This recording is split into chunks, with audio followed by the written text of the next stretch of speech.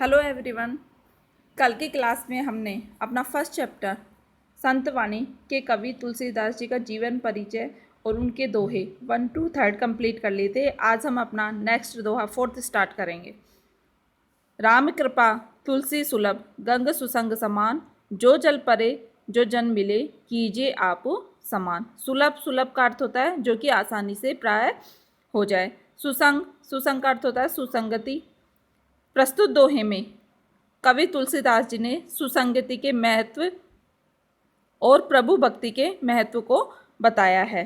तुलसीदास जी कहते हैं कि राम कृपा तुलसी सुलभ संगंग सुसंग समान, कि प्रभु राम की कृपा से गंगा के समान सुसंगति आसानी से मिल सकती है।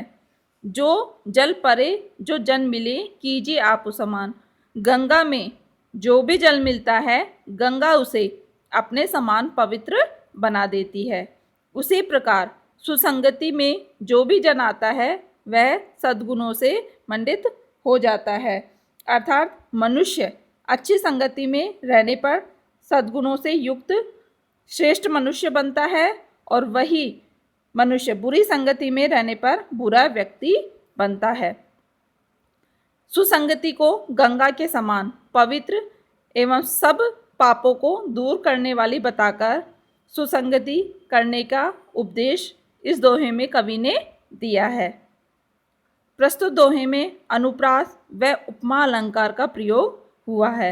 यह हुआ हमारा 4th नंबर का दोहा कंप्लीट। नेक्स्ट देखिए, तुलसी या संसार में भांति भांति के लोग, सबसो हिलमिल चाहिए नदी नाव संयोग। प्रस्तुत दोहे में कवि तुलसीदास जी ने हिलमिल कर जीवन यापन करने का संदेश दिया है। तुलसी या संसार में भांति भांति के लोग, तुलसीदास जी कहते हैं कि इस संसार में अनेक तरह के लोग रहते हैं। सबसो हिलमिल चाहिए नदी नाव संयोग, जैसे नदी और नाव का संयोग होता है उसी प्रकार लोगों से मिलने भी कभी कभी होता है। इसलिए सबको हिलमिल कर रहना चाहिए, क्योंकि पारस्परिक मेल जोल से ही बड़ी से बड़ी समस्या का निवारण किया जा सकता है। नदी नाव संयोग से आशय परस्पर सहयोग रखने से है। नदी के सहारे नाव पार हो सकती है, उसी प्रकार समाज के लोगों के सहारे जीवन यापन सहज हो सकता है।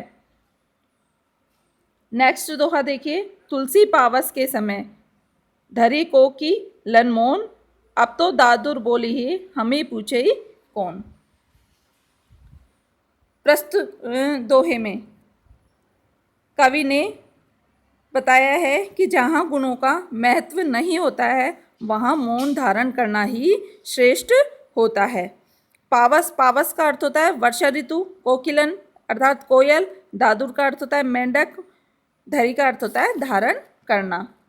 तुलसीदास जी कहते हैं कि वर्षा ऋतु आने पर कोयलों ने मौन धारण कर लिया। पावस तुलसी पावस के समय धरी कोकिलिन मौन, अर्थात वर्षा ऋतु के आने पर कोयल जो है मौन धारण कर लेती है। अब तो दादुर बोलिए हमें ही पूछे ही कौन, क्योंकि वे सोचती है कि अब तो वर्षा ऋतु आ गई है और मेंढक बोलने लगेंगे तो हमें कौन पूछेगा। अर्थात दुर्जनों की पूछ होने पर सज्जनों को कौन पूछेगा, इसलिए मौन रहना ही श्रेष्ठ कर होता है। मूर्ख और अहंकार लोगों की सभा में जो सज्जन व्यक्ति होते हैं उनको मौन रहने का संदेश कवि ने इस दोहे के माध्यम से दिया है। यह हुआ हमारा 6th दोहा कंप्लीट। लास्ट दोहा देखिए, तुलसी असमय के सखा धीरज धर्म विवेक, साहित्य साहस सत्यव्रत राम भरोसो एक। सखा सखा का अर्थ होता है मित्र, विवेक का अर्थ होता है कर्तव्य का ज्ञान, सहित साहित्य का अर्थ होता है साहित्य हित के सहित, असमय असमय का अर्थ होता है बुरा समय, धीरज का अर्थ होता है धैर्य। प्रस्तुत दोहे में बुरे समय में साहस विवेक और ईश्वर पर भरोसा रखने का संदेश कवि ने दिया है। तुलसीदास जी कहते हैं कि तुलसी असमय के सखा धीरज धर्म विवेक। तुलसीदास जी कहते हैं कि बुरा समय आने पर धैर्य, धर्म, विवेक, साहित्य, साहस, सत्यव्रत तथा परमात्मा का भरोसा ही सच्चे मित्र और सखा सहयोगी होते हैं। उपयुक्त गुणों को धारण करके ही मनुष्य बड़ी से बड़ी विपदा का निवारण कर सकता है और अपने जीवन को सुखमय व्यतीत कर सकता है।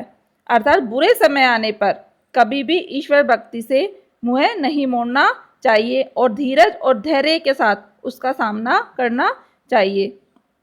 बुरे समय का सामना करने के लिए सद्गुणों को अपनाने तथा प्रभु पर भक्ति निष्ठा रखने को कवि ने इस दोहे में बताया है।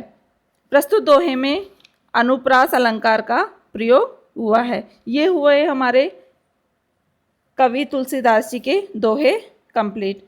जो नेक्स्ट कवि है हमारे कृपाराम खेड़िया, उनके दोहे हम और उनका जीवन परिचय कल रीड करेंगे।